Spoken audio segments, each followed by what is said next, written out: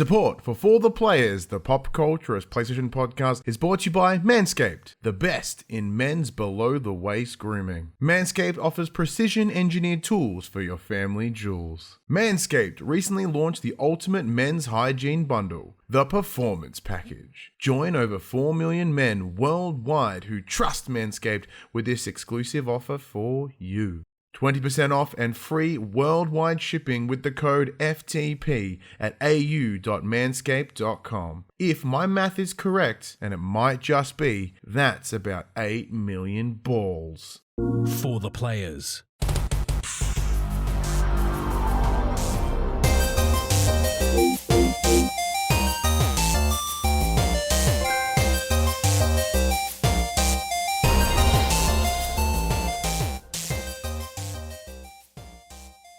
I'm Ryan Benson. What? I'm Max. Sorry, I'm like, you were just like, go. I'm like, what? Fucking go where? To start the show, I'm Ryan Betson. I'm Max Cooper. And this is For the Players, the pop culturist PlayStation podcast. Over 40 years of playing PlayStation and 10 plus years in that games media. I'd like to thank you for joining us in this PlayStation conversation. This PlayStation conversation happens every Monday morning at 8 a.m. on podcast services, including Apple Podcasts and Spotify, and 9 a.m. on those YouTubes. If you'd like to take part in future conversations with us, you can. Come and check out our socials, Facebook, Discord, Instagram, Twitter. All of those links can be found in the description below. If you want to join the conversation as it happens, head over to twitch.tv/thepopculturist, where you can watch us record this show live, where you can jump in the chat and become part of the show. If you want to support the show, you can. Tell your friends, tell your family about this PlayStation pod. If you are listening on podcast services, be sure to give us a 5-star rating and a written review.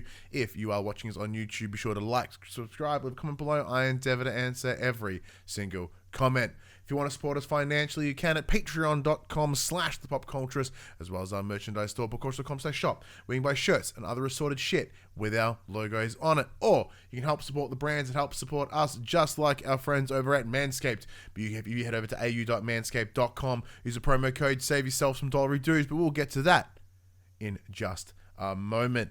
How are you, Max?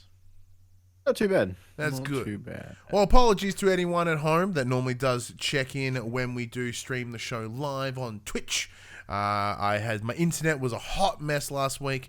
Turns out the possums that I discussed in last week's episode that were having hard orgies in the front of my house had also affected the internet line.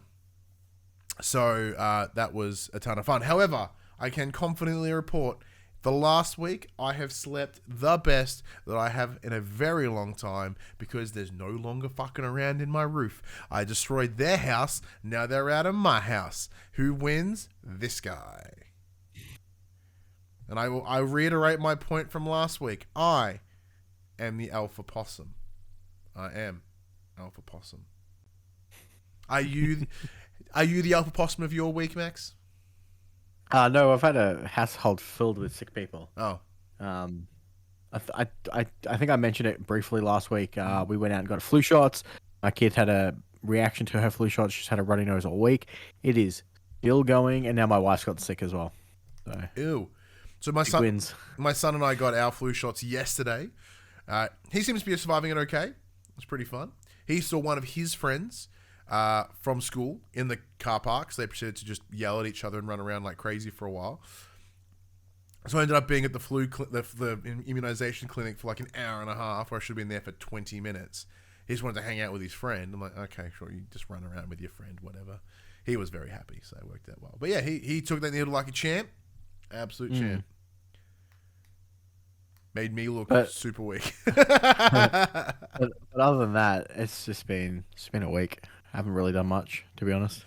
Yeah, look, I'm in a similar boat. Like, hashtag real talk. As I've discussed here on the show prior, I've had a pretty shit run of existing in the last couple of weeks. But I can happily say it does feel like I am on the up, which is nice. The last week has been a lot more emotionally positive.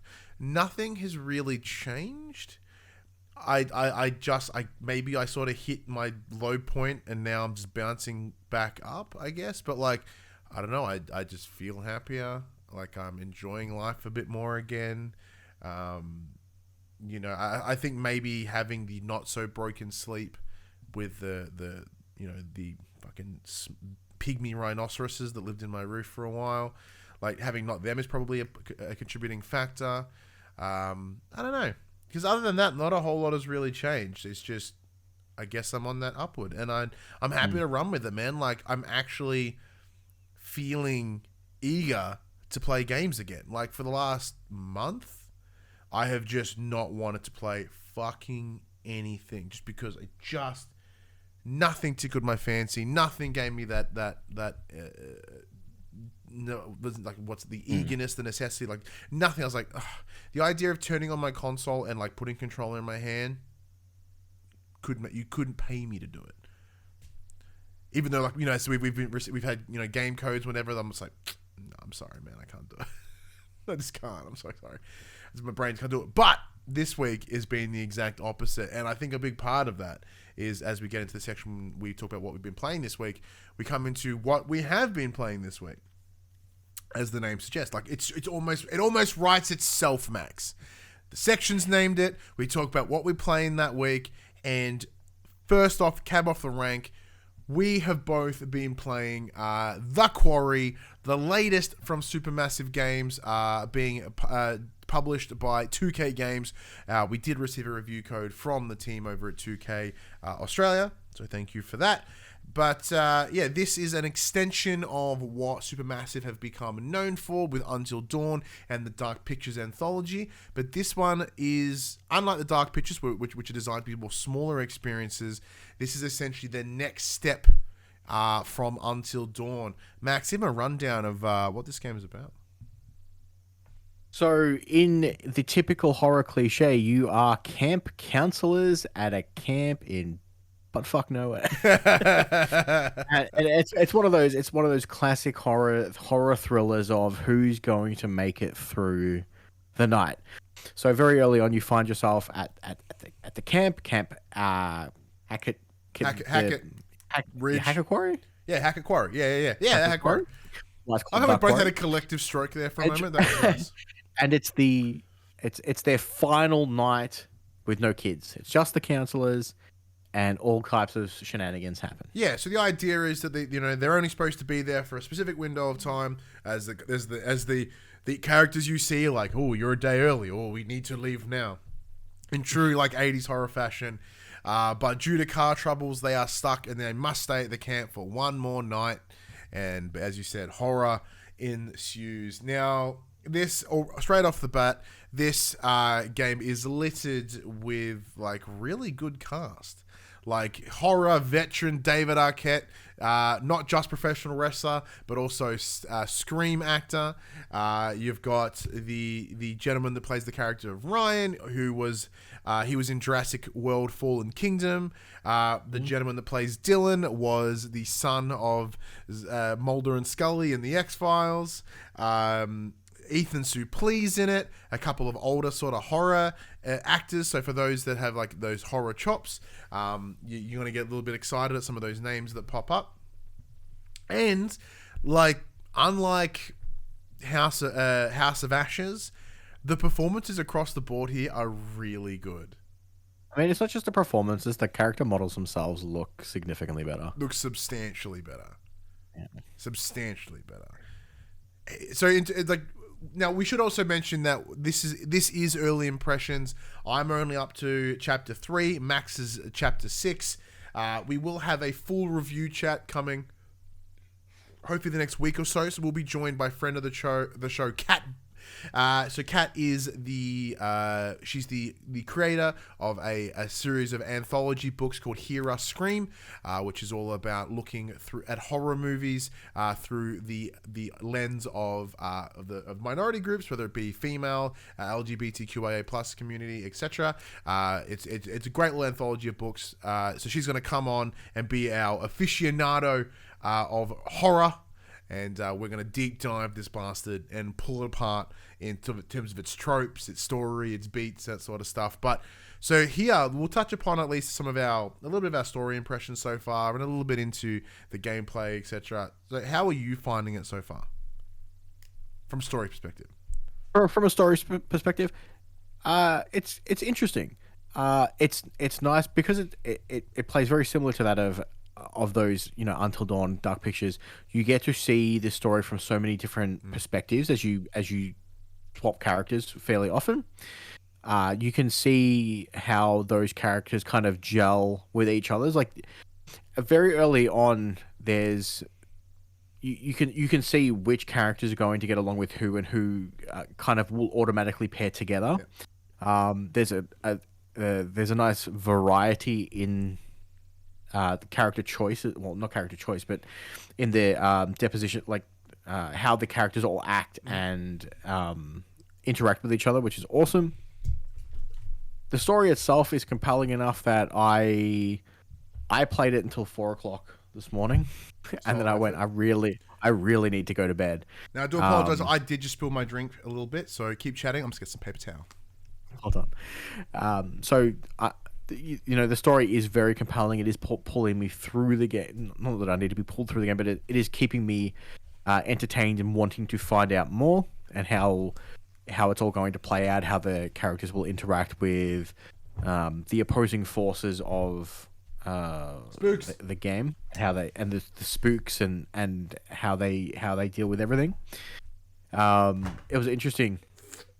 I know I mentioned to you very early on, there was a few characters who I said I'm actively going to try and off these characters. I found them to be irritating. Mm-hmm.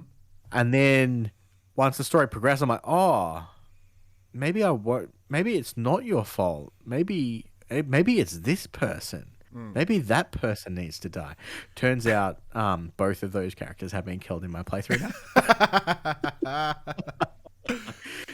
There is a really cool system of if you kind of screw up, there is a life system, and it's like, hey, you get three do-overs. We can bring you back to a place just before this, and like you can change your choice. You can quickly. So unlike the previous games, which had that real hard choice, like here, there's a little bit of wiggle room, which is nice. I haven't done that. I'm sticking to my guns and leaving them dead because I feel that's how it should be. It's my mistake. Mm-hmm. But yeah, the story is very interesting, and I cannot wait to see how it wraps up. Considering the fact this game has like 100 odd endings, it'll be interesting to see how diverse those endings are. What about you? How are you finding the story?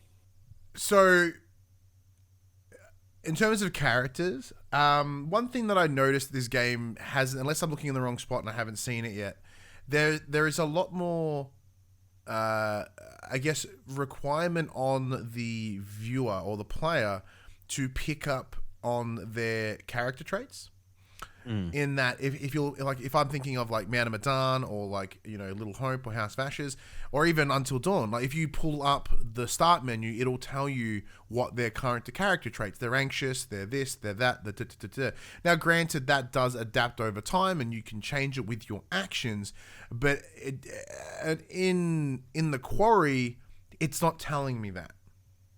So I'm having to pick up body language. Like, so I play the characters as I feel the characters are intended in the game.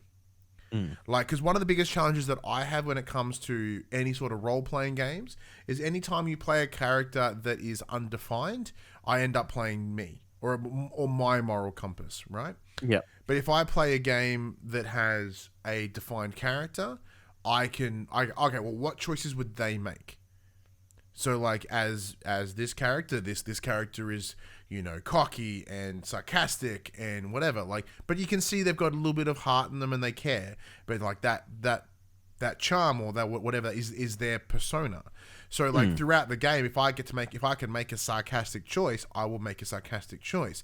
However, if I feel the conversation takes into a part where a little bit of levity is required and it's a little bit of heart to seep through, I'll make that choice because that's the character that I'm picking up. Now, and like you have to pick that up from body language and how they deliver things, and even in the menu when you have the option to pick the two paths, how their face moves in that scene, I think kind of tells you what choice you probably could make. Like if you want to like how they're feeling in that scene, like if they look a little uncertain, you got to like it is reliant on you being able to read faces and body language, which for some people it's not as easy as others. You know, so having it be a little like what I appreciate is like sarcastic, and it gives you the sentence that it will use rather than leaving it ambiguous. Like, give me a sarcastic response, and if that's not how you think that this character would respond, you can go the other option, find the lesser of two, I suppose. In terms of character development, just before you move on, I play this game as if it's a movie and I'm the director and I'm telling them how to act. I'm telling them what to do in the scene. Okay. As opposed to you embodying that person and making the decision as them. I'm essentially playing it out as if it's my story and this is how I want them to act. Okay, so I see that. So like for me, like very early on, there's a choice where there's an item given to one of the players and they offer it to one of the other characters as and the choice is, do you give it to the other character or do you hold on to it, or does that character hold on to it themselves? And then I'm like, well, I feel that this would be better for my story that I'm making at the moment, that this person holds on to it, because I feel that it'll be better used there than over there. So I very much director mode it, which is why I think the movie mode of this game was so appealing to me, because I can set my parameters and then call action, and that's it. Yeah. See, for me, I'm coming at it, I guess, from using that film analogy. I'm coming at it from the writer perspective. As in, like, when you write characters, you may have an idea in mind of what you want those characters to do, but as you continue to write the story, the characters almost tell you where like, if you're writing, and if you have these characters fleshed out, the characters tell you what's happening. Like, if you built them up to be nuanced enough and to have enough depth. So for me, I'm following it as if not like, yes, they are characters within this essentially this greater horror movie story, but like, yes, there will be choices that I will make that will fit within a horror film, but it's what I feel the character would do. You know, it's like, hey, so if this is the character within this movie, this character, because like one of the worst things whenever you watch a movie and a character does something there's such a disconnect to the character that we're seeing on the film. Yeah, I'm like, oh, that's not bad. That's bad writing right there. And now with the level of flexibility that this game delivers, which is a whole other thing I want to talk about a little bit. You know, it's kind of interesting to be able to have them act as I would like to see them, but in terms of as I would like to see their character do. But yeah, so in terms of the performances, I think they're across the board really good. They're like David Arquette's probably the most. It's a little stilted, but I think that's kind of working for the character that he's portraying in this. But even then, if you watch David Arquette's movies, like this is just him. This is just his delivery is that little stilted. But that's how he speaks. There are some characters that I'm yet to see, which is fine. In terms of like, I know there's actors and actresses that are in the film that I haven't seen yet.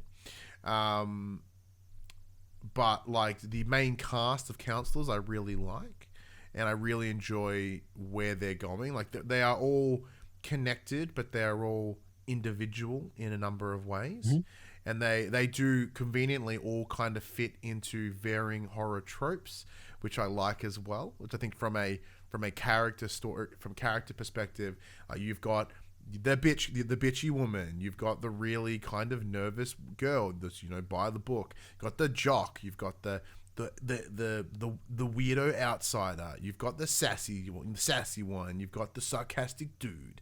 You know, like it ticks all the boxes for like what you expect it to hit. And I think depending on like yourself, if you want to direct it into that real spin of the horror movie, you can really turn into those stereotypes and have a lot of fun. Which is really good.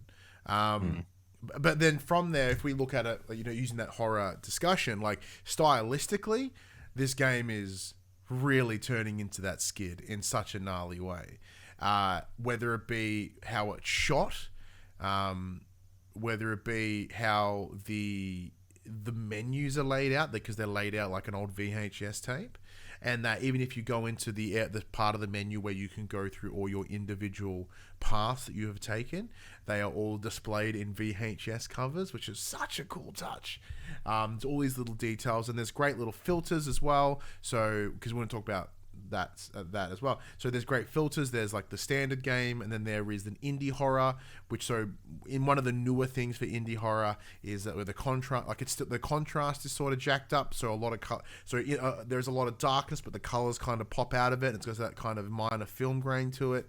Then if you go more of the 80s classic horror theme, it gives everything that green sort of CRT tint with that kind of harder film grain, like when it comes to like a light over a dark, like a torch or something, and it just kind of brightens the image up a little bit because old CRT TVs weren't as crisp and the dynamic range was much less. And one thing I did like in some of the menus as well, it kind of adds this kind of curvature to the screen, so it kind of makes it look like it's that curved CRT look. So yeah, thematically that is amazing. One of the things I really do from that thematic standpoint is very similar to when we've talked about, I think back in the day when we talked about Hidden Agent. You may not have been on the show at the time. I think this was back with Josh. So Hidden Agenda was a PlayLink game where it was all about choices made on your phone, and I forget who made it. May have been Supermassive. I'll have a look for you while you're chatting. But it was, so in the same way that because they're not having to render a full-blown world, they are literally having to render scenes. They can make... There you go. So they can make it look absolutely amazing. Like, there are moments in this where the particular shot, I'm like, how is this not a real shot? Like there's a great angle where there's a police car in the background, the lights are looking amazing against the black, and as the camera pans up the side of the car, like the reflections on it are just absolutely immaculate, and then it comes up and sweeps into the cab of the car, and then you see the faces of the two characters. This is all in the prologue, by the way, and you look, I'm like, this looks absolutely amazing. Like, it just looks so good. And I get completely lost in just some of the visual decisions that the game makes. It's so good. What about you? For the most part, I agree. My only qualms with the display is I'm constantly changing filters to get my color balance correct. Oh yeah. Because when it's dark, obviously I've got a 4K HDR screen. When it is dark, it's real dark, and obviously it gives you that standard. The left image should be barely visible, or shouldn't be seen. Visible. The middle one's barely, and the far right is fully visible. Even at everything jacked to max, I can not see the middle one, and the left one just doesn't exist. Yeah. So I got around that by turning on the 80s horror film filter. And then as soon as it's daytime, I turn the filter off. Yeah. Because it's great it's great during the day, but as soon as that nighttime hits, it can be quite dark. Yeah. To the point where it's to the point where it's sometimes difficult to see what you're doing or anything. Yeah. Now, obviously, all the interactable points are highlighted, so you can see where you can go to interact with something. But some of the things are you're just walking down a path or walking down paths, and sometimes you miss a path because you just can't see it. Even because obviously you're walking around with a phone torch for the majority of the nighttime scenes, so you're not getting a lot of that ambient light from anything. So having that filter kind of helped. Yeah, and I'm in the same boat as you, because you shoot me a message being like, could you not see shit in the Quarry? And then I went, oh, hang on, I'll boot it up. And because at the point I hadn't played it. And then I'm like, I can't see a thing. So I was playing it in pitch black in my lounge. Like, I had to turn everything off, like nothing, because that was the only way to clearly, like, any sort of remote light in the room just made it impossible. I was the same. I sat in the study in the dark with the other two monitors turned off, just with that on, and it was a rough time. Yeah, and then additionally, because where my TV is located in my lounge, I was sit back enough, and like the font was unreadable at the distance that I was sitting. So I was using a 42-inch TV, so it's nothing like ginormous, but I was looking at I can't read you. So I go into the accessibility settings. I can bump up, I can do a bunch of different accessibility things. Subtitles, can jack up the subtitle size. Menu font, cannot change. So every time I find an item and it's like, press L1 to learn more about it, I'm like, sick, dude. Can't read it. Then I have to get up off the couch or like lean forward and squint like some sort of old man. Be like, what the fuck is that? Like, and that is a bit of a challenge for me. And I understand, like, previously I'd never really had an issue with that because in my old studio setup, the TV was no more than a meter from the desk. Like right now, it's actually on the desk, so it's all in front of me. So even like God of War, when that first came out, 2018 reboot, and then was like, oh, the font's too small. I'm like, no, it isn't. But then again, I was playing this distance from the TV, right? So if I pulled back, it would have been unreadable. And now I'm getting it. I'm understanding it. I guess because you're sitting at that desk, you probably didn't have that same problem, eh? No, well, my screens are arm's length away. Yeah. So for me, the subtitle text was fine. Yeah. And every other text was fine. Yeah. Look, it's minor nitpick. Other than that, look, but one of the things that I have to discuss, and I think something that we have to talk about when it comes to supermassive games, is the times when you get to take full control of the character sucks. Yeah, I don't understand why They no control one like can asshole. They just don't. We need to be able to run. Like there needs to be when you're walking around exploring, it's like a fucking snail's pace, and there's no need to walk that slowly ever. So look, there's a couple of things that I get, right? So it's kind of this weird mix between general movement and tank controls, as in everyone walks with a real wide stance, which as real people do.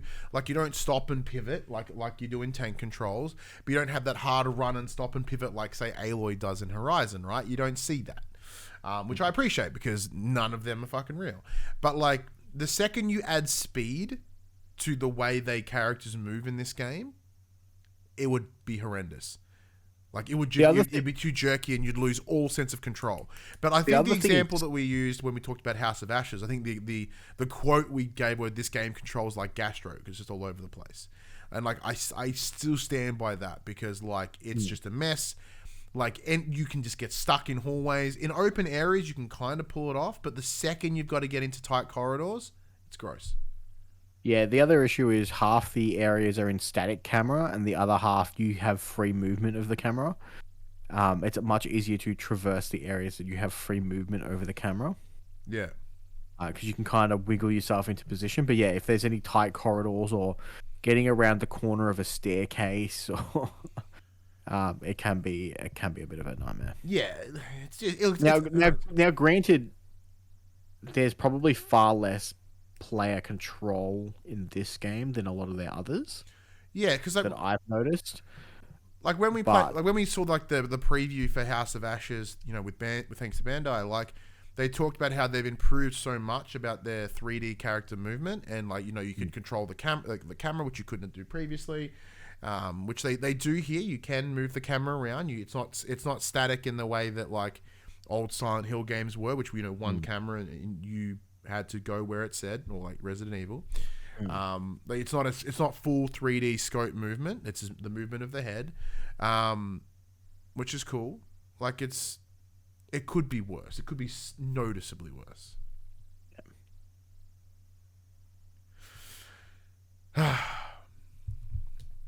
But yeah, look, overall, really enjoying my time with it. I want to see where it goes, but like the real horror that these games make me feel is the choice. Because all I do for the entire... Like, you know how like horror movies are supposed to make you feel anxious, edge of your seat the whole time because you don't know what... no. I'm anxious because have I made the right choice? Is that the right decision? Should I have gone down this path? At the end of the level, it's like, oh, you didn't pick up any collectibles. I'm like, I searched everywhere. Where the fuck was this collectible? Well, see, I don't have that problem because I play as the director, and every choice is made exactly how I want it to be made. I don't have that analysis paralysis of what should I pick because I already know where I kind of want this to go. Yeah, but even then, I'm like, because admittedly, like, I would like a good ending. I would like to get as many trophies as I can along the way. I'm like, so I'll look around and find the collectibles if I can, and like, I search the entire space, and it's like, you didn't find any collectibles. I'm like, where the fuck was that collectible? Apparently there was something. Where the fuck is it? And then you go, found 4 and then you go, oh yeah, they're unmissable. And I fucking missed them. They're not that unmissable now, are they, Max? Well, no, I said there was one unmissable one in Chapter 4 that I fucking missed because I was checking my Twitter at the time and Ali's like, oi, oi, oi, oi, and then it disappeared because it was part of a cutscene. Oh. Like, I didn't even have control of the character, but because I fucking missed the press X to grab the collectible, I just missed it. I couldn't go back out and grab it again. All right, that checks out. Look, yeah, that's the problem for me. Is like I don't know like as much as I love the idea that we could play whatever game you want, it'll be different for everybody. I'm like, yeah, but did I make the right choice? It's my entire existence is based around that anxiety, not in a good way. So then having a game that reinforces that, not the best. But it's what else? What else have you been playing this week? But yeah. Did you check out the Boss Factory Saints Row demo? I did not, but so it's essentially a character creator. Character creator. Yeah. Did you dick about in it? No. No. I have seen some creations on Twitter though, which did tickle my interest. I was like, oh, this looks fun. For me, I'm just gonna wait till the game comes out at the back end of the year. I'm gonna get all up in Saints Row. I'm very excited for it. What I did check out though was Metal Hellsinger. I downloaded the demo this afternoon because Padge, our friend from Paul James Games over at Player 2, goes, "Hey, it's out of demo on consoles." Like, what? And they announced it at Summer Games Fest, and I downloaded it last night, and oh my god, it's doomed to the beat. Oh man! And the thing that makes me so excited is because when they announced the title, they had like Matt Heafy from Trivium. And a bunch of notable metal System of singers. Down. They've got I think so Darren Miller was involved from System. A bunch of cool people. I'm like, ooh. Surge. I'm Surge in it as well. Fuck yeah. Oh man, I need to check it out. So it's a tutorial level and one standard level, and it is fucking tits. It's so much fun. So it's similar to that. What is it? Is it Curse of the Necro Dance? Necrodancer? Yeah, that checks out. Is that the Switch one where you play the 2.5D to the beat? So it's very similar to that. It's essentially a Doom. So you're playing a first-person shooter, and your crosshair is like flashing to the beat. So you the more accurately you shoot on the beat, the more damage your shots do. Same with dashing, jumping. It has the same Doom style executions, which give you more health back. It is disco. It's dubstep Doom. Like, it's death metal Doom to the beat. It's absolutely fantastic. That sounds amazing. It's so good. So, because I play with wireless headphones, I had to calibrate my audio latency because obviously wireless headsets have a little bit of audio lag. Did you just see the chat? Yeah. Sorry, I lost my train of thought. Yeah, because I use wireless headphones. I had to. It gives you that audio visual calibration. So I did that, and then you do the levels, and it's essentially, the more you combo, the higher your score multiplier goes. It's kind of like a Guitar Hero style game. You're just shooting demons to the beat of the music, and the higher you get your score multiplier, the more intense the music gets. So when you hit, I think it's a multiplier of 16, the lyrics kick in. So it's just music until that point, and then when you get to the threshold of the 16 time multiplier, the vocals kick in, everything fucking crescendos, and it's just this hellscape of destruction. It's a symphony of destruction. Oh, if that's not being used as some sort of subheader for a review of this game, then everyone's fucking up.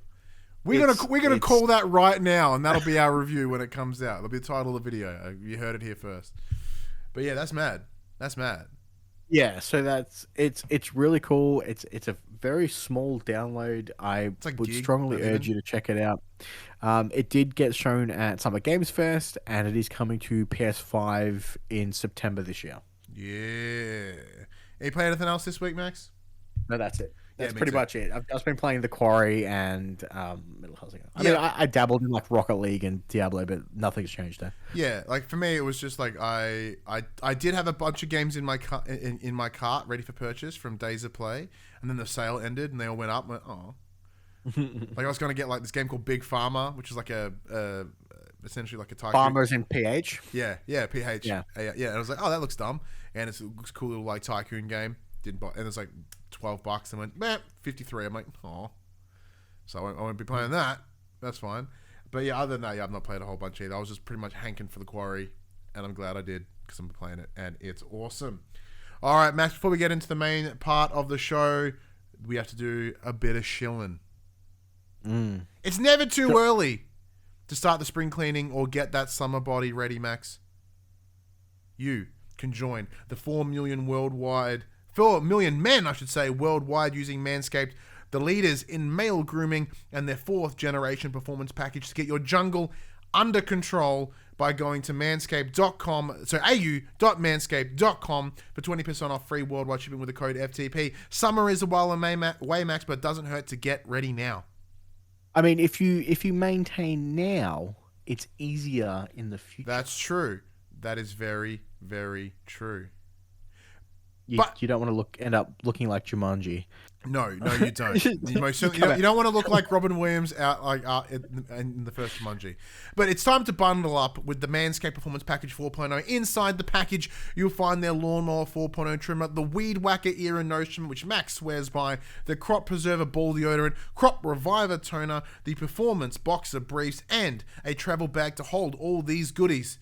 And it's everything that you need to make your balls a priority this autumn, before you head into winter, before you head into summer. Their 4th generation trimmer features a cutting-edge ceramic blade to reduce grooming accidents thanks to their advanced skincare technology. It also gives you the ability to turn the 4000K LED spotlight on and off when needed for a precise shave. Plus, it's also waterproof. And as we mentioned a moment ago, Max loves the Weed Whacker, which does come in this. It chops all the worst weeds up your schnoz and in your ear holes. This nose and air trimmer uses a 9,000 RPM motor powered 360-degree rotary dual blade system to provide proprietary skin-safe tech, which helps prevent nicks, snags, and tugs in those delicate holes. But that is not all that Manscaped offer, Max. What else do they have on the card? So outside of just ball trimming, they're now focusing their efforts on helping out your thigh slappers in some other ways with their game-changing boxes. These boxes include the Jewel Pouch, Tim, a pouch designed to cradle your boys in their own special space, lined with perforated performance fabric to keep them well ventilated. Basically, imagine your balls chilling in a hammock on a tropical beach. Yeah, as it's cold as shit right now, it's a good feeling. The micromodal fabric is soft and breathable, keeping your cucumber cool, walk, run, or strut. These moisture-wicking boxes breathe without breaking a sweat. And you can choose from an arrangement of designs and colors and sizes ranging from small to 3 extra large for all guys out there. Manscaped has also moved beyond your down under by releasing their Ultimate Premium Collection. This full-bodied collection includes shampoo, body wash, moisturizer, deodorant, everything that you will need to make sure you smell nice in that autumn air. Not only will the Ultra Premium Collection have you smelling good, but you can feel good about it because of all these products are cruelty-free, paraben-free, vegan-friendly, and dye-free. All the best ingredients with absolutely zero compromise. You too can jump on some hot Manscaped and get 20% off plus free worldwide shipping if you use the promo code FTP at au.manscaped.com. Now, it is a worldwide code. You don't have to use it just at AU, but if you're from Australia, it wouldn't hurt. Just to reiterate, that's 20% off plus free worldwide shipping with the code FTP at au.manscaped.com. To make sure that you have the best package for your package, you choose Manscaped. Your balls will thank you. Still have fun saying that each and every week. I do have a lot of fun with the Manscaped ad reads. It is good fun. But let's get in the section we call Inform the Players, where we tell you about what happened this week in PlayStation. Now, Max, one thing we talked about last week with the state of play was where the fuck is God of War Ragnarok? Turns out we may have an answer. It's chilling out over in 2023. Fuck you, Max. It is not. It's coming 2022, damn it. Did you want me to kick this off? I thought this was your story. Oh, well, I was going to give it to you, but I'll fucking run with it. So look, to rub it in your fucking face, Max. Hey, nothing has been substantiated yet. Calm down. Rumor All the mill worries- has it that God of War Ragnarok will be releasing this November, including to the Jason Schreiers over at Bloomberg, whatever the hell. The game. According to a Bloomberg report. You can't even read what I've written. I had a man. stroke. I got too excited and had a stroke again. The game, which was tipped for a 2023 delay early this week, before then being debunked, is seemingly still on track for its original, well, not original, 2022 launch, not 2021, as originally promised. Albeit a little later than originally intentionally planned, as we just mentioned. According to sources familiar with the game's development, creator Sony Santa Monica was looking at September, but will instead be launching a couple of months later in November. There is a reason for that, and we'll touch upon that a little bit later. A release date announcement is expected later this month, however, potentially as part of some kind of State of Play live stream that has also been unannounced. But it is worth remembering that while it very much may seem like God of War Ragnarok is on track as of today, release dates can change due to unexpected circumstances. Now, Max, it's coming. Dude, it's coming. We know it's coming. It's just not necessarily. No, it is coming this year. It is 2022 bound. Now, originally, I got it backwards. Like last week, I talked about, hey, one particular game coming in November, God of War coming in September and October. I got it completely backwards by the looks because there's other games coming out before it. Whatevs. But I'm happy to take that hit and be slightly wrong, then be completely wrong like you. The game is coming in 2022. So they're releasing it in November, so it's not eligible for Game of the Year, so it doesn't have to contend with Elden Ring, Game of the Year. That is actually very smart. Whether that played into the conscious decision, it is the right call because you ain't gonna beat Elden Ring. There's too many people jerking that game too hard, and look, admittedly, Forbidden West is on that same. It's getting fucked over again by some other game, some other open world game. At least we know. Look, if it rolls into like the next line and it technically then qualifies for next year, that's fine by me. But then, obviously, with recency bias being a problem in the games industry in general, it may not get the love it deserves come November next year. If it is good, which I hope it is, that's a very big presumption there on me. But knowing that the merch is we're heading out the back end of September, or at least moving into quarter Q4 now. They were originally dated for the back end of Q3. Is looking very, very positive. Now, I'm still holding out hope. I want it. Don't get me wrong. My draft needs it, Max. My draft is destroyed. I've intentionally forgotten about it until right now. I miss my draft. Look, like I said, don't get me wrong. I mean, I know for like the better part of this year that I'm like, it's not coming until 2023, yada, yada, yada. That doesn't mean I don't want it this year. Yeah. Like, for me, I'm in a win-win situation. Either it gets delayed and I'm right, huzzah, or it's wrong and I get to play it this year. Yeah. Like, I still think it could be delayed. It's, we're halfway through June. If the rumor is true and that there's an announcement at the end of this month, that's what, a 4-month lead? That's more than enough time. Which isn't bad, but yeah, it's weird. You'd think that they would want to announce this game being one of their biggest IPs, one of their most sought after and waited for titles. They'd want that big reveal at Summer Games Fest as opposed to what could possibly be a random Tuesday morning. See, but this is all on the assumption that they don't know what's being announced at Games Fest. Now, we know that like the games industry is a little incestuous in that companies do know what other companies are doing or what they're going to do. There's a reason that similarly themed, in the same way that movies, there's a reason that similarly themed movies come out at the same time because everyone knows. And games are the same, right? And everyone knows of potential dates and or windows that which, games will fall.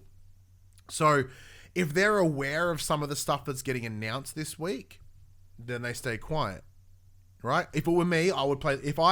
I would much rather run and own the conversation on a particular Tuesday than be lost in a week of nonsense. But you don't think that God of War is enough of a standout IP to rise above that nonsense? Well, once again, this is all in the idea that there's things that have been announced that are about to be announced. So at time of recording, Xbox have their big show overnight, so we have no idea what their huge things will be. I'm not expecting a whole lot, but there's. But I mean, they're huge things we already know were cancelled for this year. Yeah, their huge things were Starfield 4, whatever the fuck that was. But when you're up, like if you're up against the likes of Starfield, or they might pull Elder Scrolls out of their arsehole just to get people excited, like.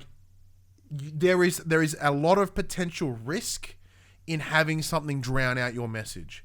Now, so they weren't not like unlike other years where they did nothing. At least with this year, as we mentioned last week, they had the state of play, which technically falls under the same Summer Games Fest banner. Then they also dropped this other news, which we'll get to literally right after this. So it's not as if Sony doesn't have a presence within this week, but they still have their card up their sleeve.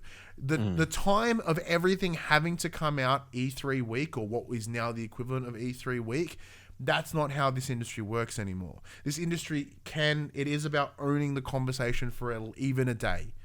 So what'll happen is they leave it, they see what bubbles over this week, then next week they can go, hey, you thought this was all done. Guess what? On Wednesday, we've got a state of play for God War Ragnarok. Get ready. And suddenly, once again, the beautiful recency bias that is the games industry, everyone goes, fuck everything that happened last week. You know what I mean? Like, what's happening now? And what's happening right now is God of War's getting a release date. We'll see. That is what it will be. And that's how I would do it if it were me. So as you mentioned earlier, the other big news that Sony themselves leaked only hours before a big reveal, over on the PlayStation Direct, The Last of Us Part 1 for PS5 popped up with a September 2nd release date. This was about 2 hours prior to them taking the stage at Summer Games Fest to announce this. So essentially, this is the ground up remake of Last of Us Part 1 with the updated AI, the updated controls, all the fun stuff they put in Last of Us 2. They're using because Druckmann took the stage, from what he talked about, they're using the original voice that was recorded for 1 and using that fancy AI stuff to change the faces. So Troy and Ashley didn't come back in and re-record all this stuff. But yeah, it's coming out September 2nd. They briefly touched on the fact that it is coming up to the 2-year anniversary of Last of Us 2, I think as of today or tomorrow. Yeah, round about now, yeah. And they're like, we're still working on the multiplayer. It has become so large, one of our largest games. It is becoming a standalone title, and it looks to be set in San Francisco. Yeah, you can see the big bridge in the background of one of the stills that they showed. And Druckmann was like, we have more to share about that next year.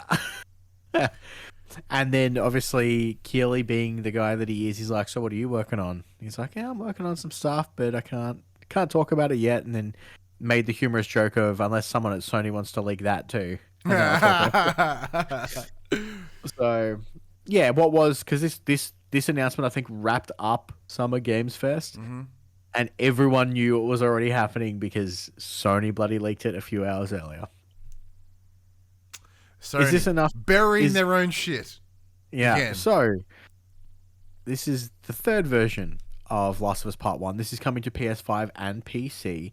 And Druckmann referred to it as the definitive edition. Yeah. He said, this is the edition that you want to play if you've never played the game before, especially for people on PC.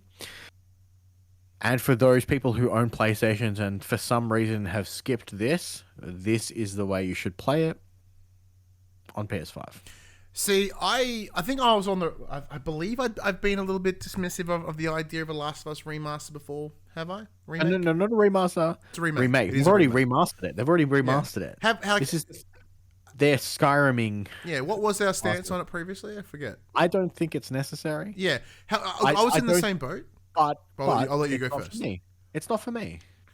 Yeah. They're doing this for people who have yet to play the series. They're doing it for the PC players because it's finally going across to PC. It is not for those people who have had their time with the game. I don't think this is going to make me go back. Yeah, and that's okay. Like, it doesn't have to be for me. Yeah. So I'm in line with you. I do think that like it's maybe not for us, the PlayStation hardcore, and that's fine. But with the series coming over soon, there's about to be a lot of eyes on The Last of Us, and what they've done here now. At least look, Naughty Dog, as a team, felt that this was something they needed to do, and who the fuck are we to say what they should and shouldn't do, right? Yeah. I mean, it makes sense, like you alluded to. The show's coming out soon. There's going to be a lot of eyes on this. Yeah. And if you look... And there's going to be a lot of new people Yeah. that could fall in love with it. And if you look at the original version on the PS3 or even the remaster on PS4, it does show its age. It really does. And even the controls are jank.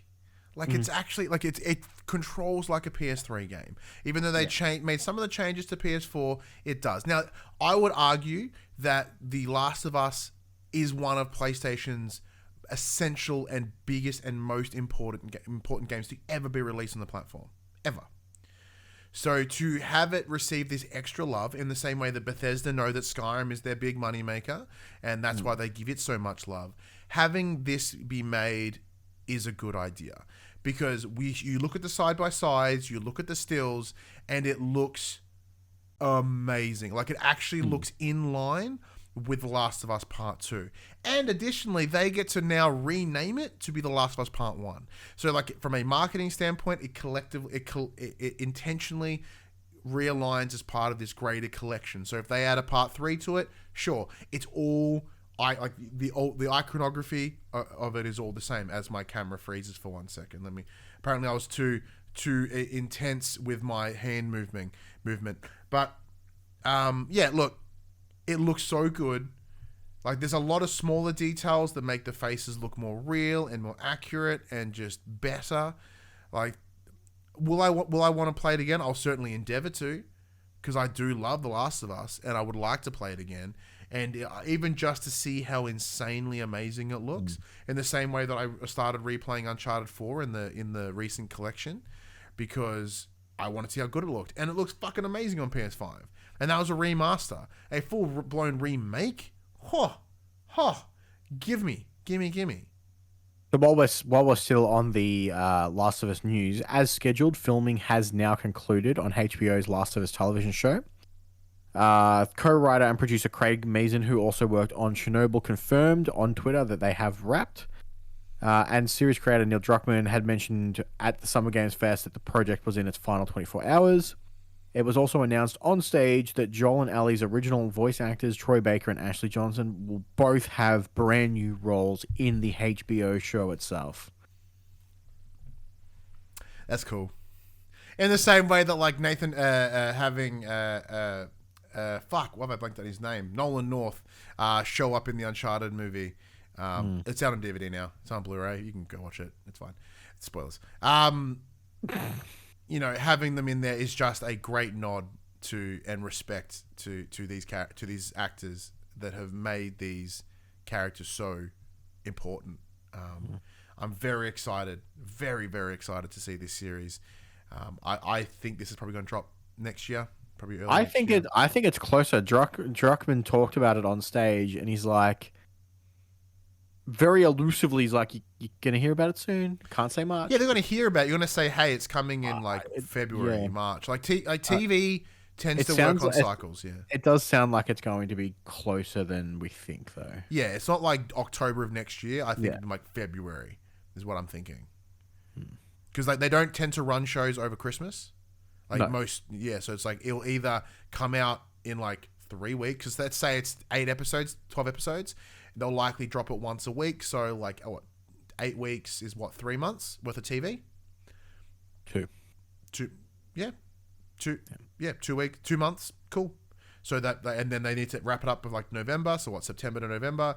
Yeah, they could probably announce something now. September lines up because with the release of the show and the game, but I kind of don't think that. I don't know, I'm unsure. I'd see it February next year personally. But look, there's a little bit more PlayStation news specific this week.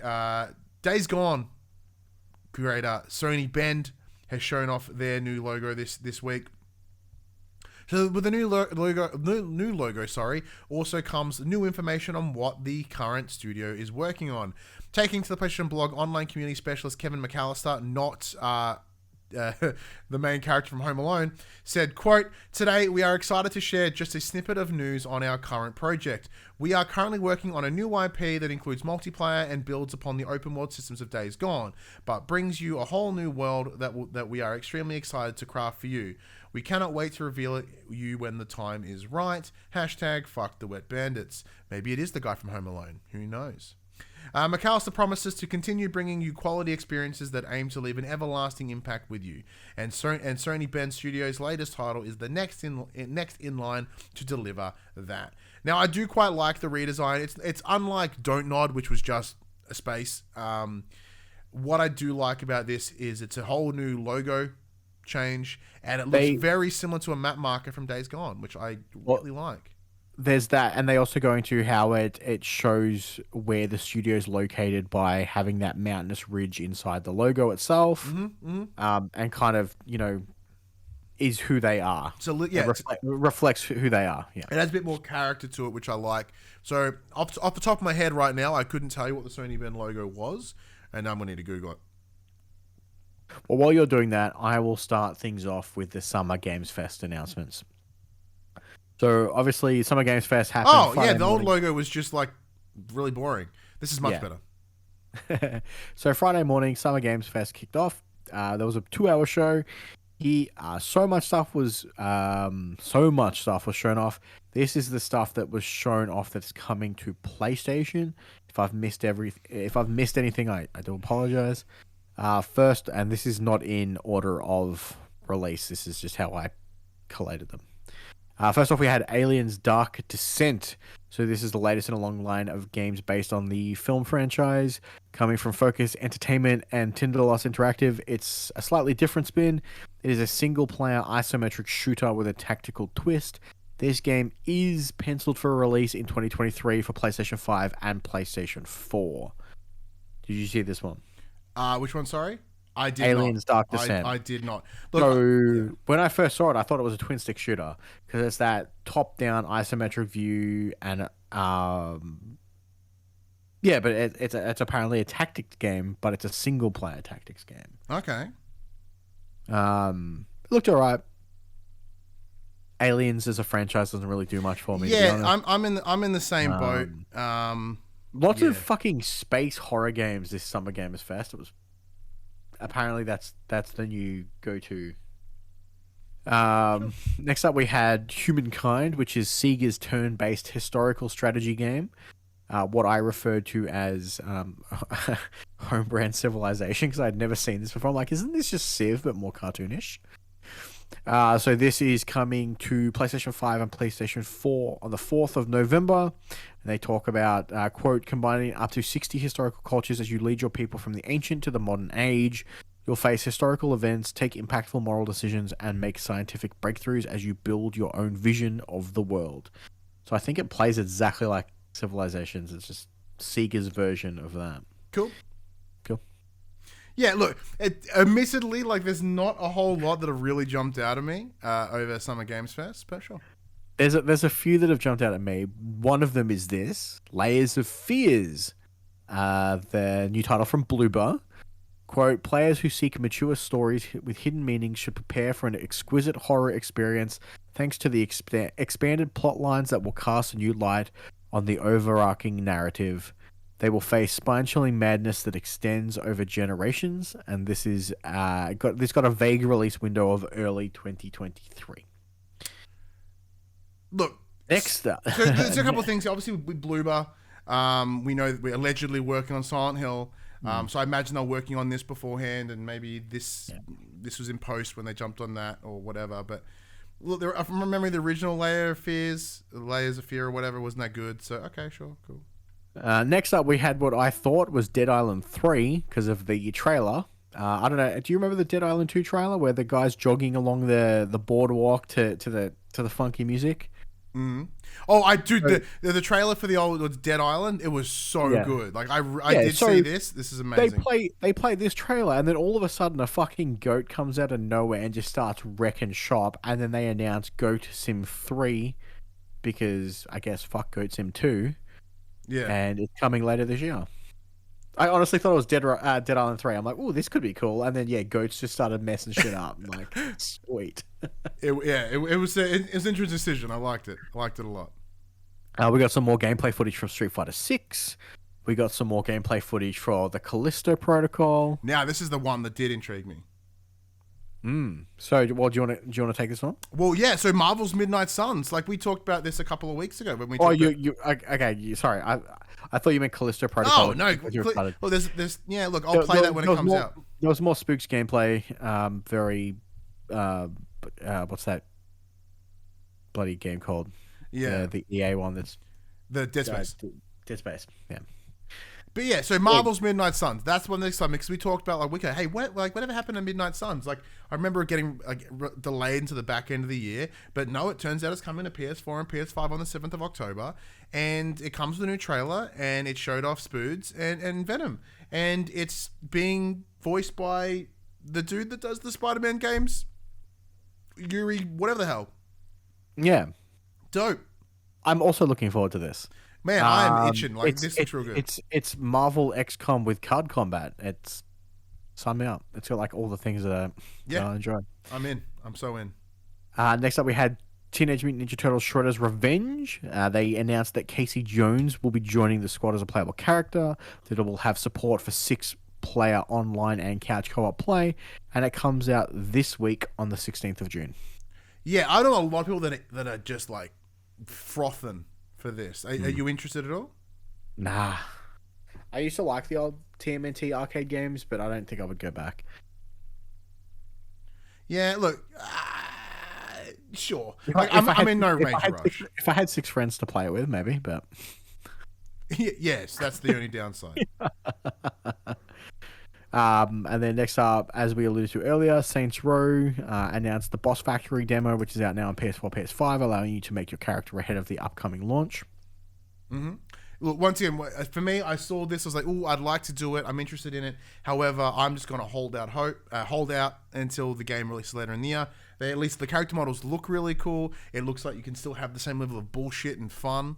So that's exciting for me. Yeah. Next up was Midnight Fight Express. This is that game that you're trapped on a train, fighting through it. A single developer. It got announced a few years back and then went quiet. Still looks cool. Call of Duty Modern Warfare 2 came out and did a full level gameplay video. And I'm like, haven't I played this level before?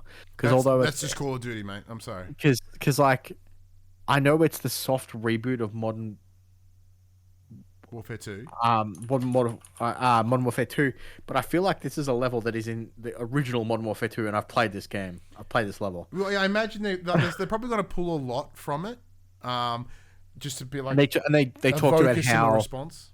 Yeah, they talked about how the level was on a boat, and they're like, we made these cool physics, so when the boat rolls, all the cover that you were behind will move with the boat, so what was cover is now not cover anymore. And then they're like, hey, pre-order the game and get access to the beta early. It's like, no, I'm good, thank you. Next up, which was one of the ones that I really enjoyed, was Witchfire. Was announced 5 years ago. We got a new gameplay trailer. This is a first-person high fantasy shooter. Yep. They announced that it was coming into early access on the Epic Store later this year, but will be launching on consoles during at its official launch. Next up, we got Gotham Knights, who are doing a series of essentially trailer bios for their characters. Yep. This one was Nightwing. cool. Comes out on the 25th of October for only current gen consoles. As it got canned for previous gen consoles a couple of weeks back. Yeah. Look, I haven't watched it, but I'm like, I'm intrigued in the game, and like we discussed this before, but like, even though we will cover what we can from for what we do for the show here, but like if we can stay media blackout where we can, sure. Next up, we have One Piece Odyssey. Got a new story trailer with no release date. Thanks, guys. Fucking cares. Metal Hellsinger, which I talked about before. They came out. New trailer releases on September 15th. Launched a demo. Flashback 2, 30 years after the original Flashback. It is coming to PlayStation 4 and 5 later this year. I have no idea what Flashback 1 was. No. I after looking at the trailer, I still don't think I know what Flashback 2 is. And then lastly, I think lastly on my list anyway, was Soul Hackers 2, the upcoming Atlas JRPG. Got an English trailer, and it is coming soon, I think. I don't know. Who knows? Look, I wasn't really intrigued by it, to be honest. We talked about this before we started recording today. Like, now, obviously, there's also been Day of the Devs and a bunch of other stuff, so more things have probably been announced. But nothing of major note, really. And, like, this is the thing. So, we and I were talking before we started recording today about how, like, you know, I look at my Facebook memories of this week and, you know, X amount of years ago, like, there was time, you know, myself and Dylan and Josh and, like, we used to just stay up late and watch the conferences and make videos and you know, live stream and all this stuff. But, like, I guess even probably because, you know, being a PlayStation focused content like what we do now, with them not having such a substantial presence, I have zero to no interest in covering this. And like, I look at this list, I'm like, if this is what I stayed up for, I would be so disappointed. Now, obviously, as we mentioned at the start of the show, Xbox's showcase is tonight at time of recording. There will probably be more third-party announcements that will be coming to both platforms tonight. But for the most part, I think, this is probably it. Yeah, and there's, look, they are becoming less and less. Like, we know that Ubi and EA, I think, both delayed theirs until later in the year. Yeah. Someone who didn't delay theirs until later in the year, however, is Square Enix. Yeah. They announced that they will be doing their 25th anniversary broadcast for Final Fantasy VII on the 16th of June, so just in a couple of days. However, the broadcast will only be 10 minutes long, so it's not going to be a huge showcase. The press release for the broadcast itself does reference Final Fantasy VII Remake. Mm-hmm. So we may get some news on Part 2. We do know that Final Fantasy 16 is coming 2023 now. So hopefully it's not filled with mobile games based on Final Fantasy VII. You've got 10 minutes. They'll be like, Remake Part 2, still not here yet. Remember those games you wanted that come to your phone? They're maybe coming to consoles now. I don't know when. Like, there's a lot of information you can pack into 10 minutes. You won't get any, like, gameplay trailers or nothing, but it can at least be an info drop. Like, hey, here's a big hunk of exposition. You know, pretty much, right? Like, that's all I kind of see it being. But, like, for you, obviously being the Final Fantasy boner that you are, what is it that interests you? Like, what do you realistically and pipe dream? Like, what would you like to see out of this 10 minutes? Realistically, I have a feeling we're going to get some updates on the mobile games, and I would like to be like, Part 2's a little bit further in development than what everyone thought it was going to be. Yeah, it may come out 2023 back end. Yeah, but you know, we'll see what happens. Yeah, the most likely thing is it'll be Final Fantasy VII integrate remake blah blah blah is coming to Xbox because exclusivity is over. It's been over for a while, so it's interesting that it hasn't rolled across. But I believe they re-upped it when they released the DLC version. Yeah, that checks out. Cool. So. Yeah. All right. Well, final piece of news for the day: Hideo Kojima. He's back in the news cycle again this week. Ain't Silent Hill, but. And remember there being rumored like, oh, maybe Kojima will rock up at Games Fest and be like, "Who's Death Stranding 2?" He didn't show up at all, prick. But there was some stuff that did come out. So apparently, Mr. Hideo Kojima is leading the development on a new horror game titled Overdose, according to Tom Henderson of Try Hard Guides. Notorious leaker claims that he's actually been sent footage of the game, which stars Margaret Qualley, who played Mama in Death Stranding.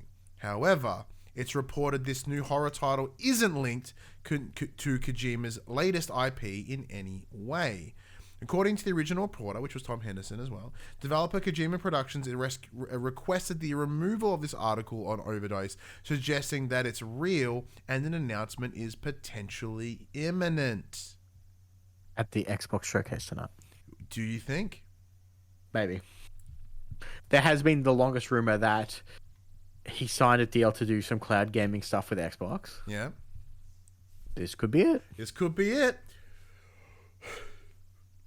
Yeah, let's sit here and think about There's that whole where there's smoke, there's fire. Why would they ask for a thing to be removed if it's not real or? Yeah.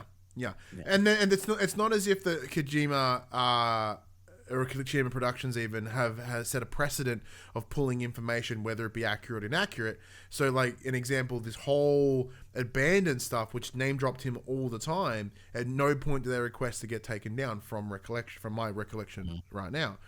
So that tells me that, yeah, well, right there, when there's smoke, there's fire. And there's potential that he is working on some game, and we may see it in the coming weeks, whether it be this alleged state of play that's around the corner, or possibly at time as this episode airs, it may have already happened. But saying, look, if there is an Xbox, if there is a Kojima game that's coming to Xbox, I'm gonna play it. I'll find a way to play it. I'll get an Xbox somehow. I'll steal one from work, or I'll borrow yours. I've got two, so yeah. I'll borrow one of yours for a night, and I'll play it. Yeah. No quick biddies this week, Ryan. Yeah, no, because we kind of there's a lot. Most of it was just Summer Games Fest nonsense. There wasn't too much shenanigans. And as for games releasing this week, from what I can see, there's two. There's a whole big old two of them. Readout 2 coming to PS4, PS5 June 16th, and the before mentioned Teenage Mutant Ninja Turtles Shredder's Revenge coming also June 16th. Yeah, not a whole lot. Not a whole lot. No. It's expected. Unless something gets shadow dropped, but even then it's not going to shadow drop on PlayStation, so don't get too worried, ladies and gents. It's ain't E3. No, it's Key 3. It's Key 3. Key 3. All right. Also, I will mention that Keighley did announce that Summer Games Fest is back in 2023. Big surprise. And it will all be in person and digital again, same as this year. Okay. He's just reiterating that the same thing's going to happen next year and probably the year after that. Also, I do want to talk really quickly now that we're at the end. Did you watch it live? Because I watched it live. And there were some really fucking weird bullshit ad reads during the... Look, we are the master of bullshit ad reads. You need to might need to provide some more clarification here. All of a sudden, the fucking Rock got introduced, and he was talking about some fucking Rock meals or Rock shakes. And yeah, and apparently he cut like a Black Adam, and he cut a WWE promo. Yeah, that he was better than Superman or some shit. Yeah, like a very Roman Reigns-esque promo, which is great. And then I'm just like, this is live, and I can't fast forward this ad.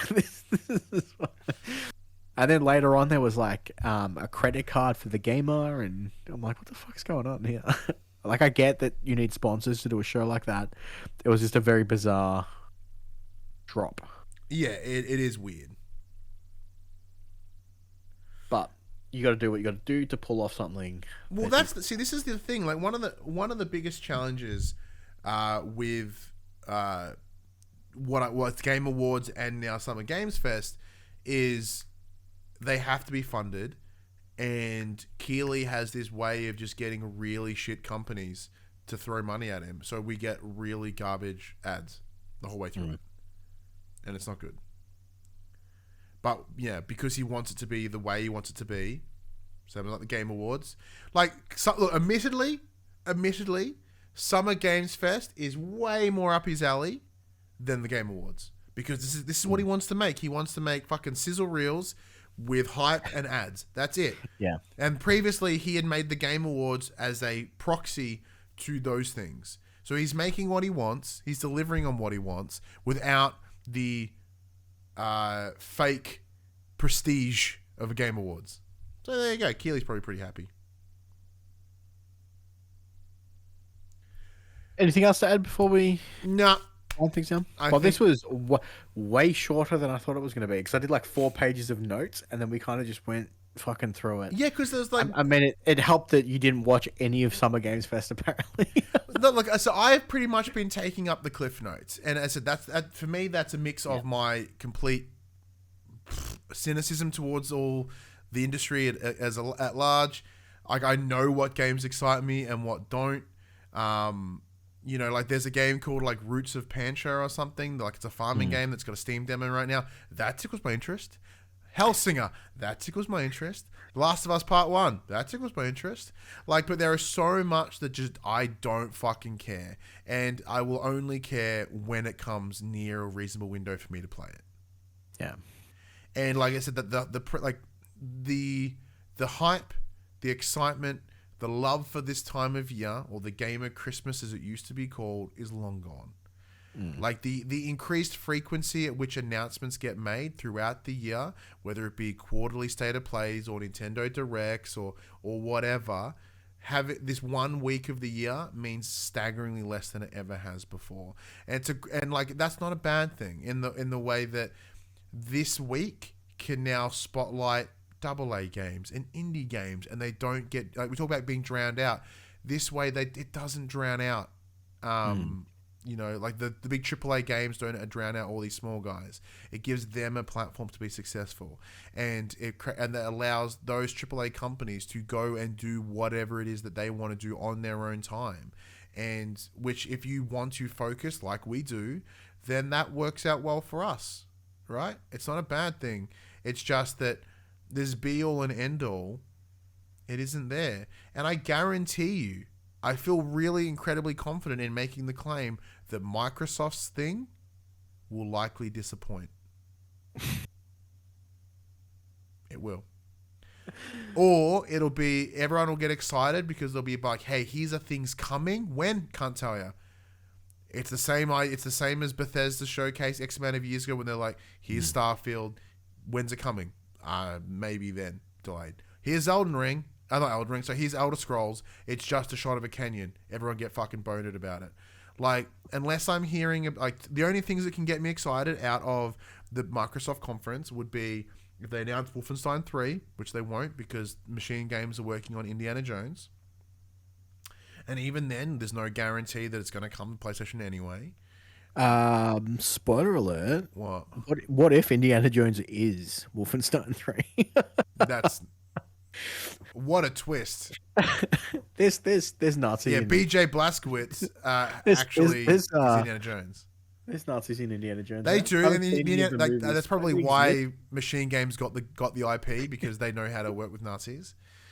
But like, there's really nothing, and like, from a discussion standpoint and a look at the industry, I would love to see what Microsoft are going to do, because that gives us a lot of room to talk, and there's things of interest for us to discuss. But I can only respond. I can't predict. Yeah. Anyways, thank you all for joining us. Let us know what your Summer Game Fest game was. Yeah, like, Hit us up on Twitter. make me excited for something. Do it. I fucking dare you. Tell me what trailer that I should check out that got you. Yeah, I'm sure there's something we missed. Like Devolver have done theirs, and I haven't watched that yet. Yeah, same. I haven't Like, watched I that hope yet. that was batshit. Normally is. Who Devolver knows? and to put on a good show. Anyways, thank you so much for joining us. Have a lovely rest of your week. Max, send us home. Well, everyone, this PlayStation conversation happens every Monday morning at 8 a.m. on podcast services, including Apple Podcasts and Spotify, and 9 a.m. on those YouTubes. If you'd like to take part in future conversations with us, you can. Come and check out our socials. Facebook, Discord, Instagram, and Twitter. All of those links can be found in the description below. If you want to join us as the conversation happens, head over to twitch.tv/thepopcultures, where you can watch us record this show live, where you can jump in the chat and become part of the show. If you want to support the show, you can. Tell your friends, tell your family about this PlayStation Pod. If you are listening on podcast services, be sure to give us a 5-star rating and a written review. If you're watching on YouTube, be sure to like, subscribe, leave a comment below. I endeavor to answer every single comment. If you want to support us financially, you can at patreon.com/thepopcultures, as well as our merchandise store, popculture.com/shop. We can buy shirts and other assorted shit with our logos on it, or you can help support the brands, help support us, just like our friends over at Manscaped. So if you head over to au.manscaped.com, use the promo code FTP, You can save yourself 20% off and get free worldwide shipping. But until next week, I'm Ryan Betson. I'm Max Cooper. And that was For the Players. For the players.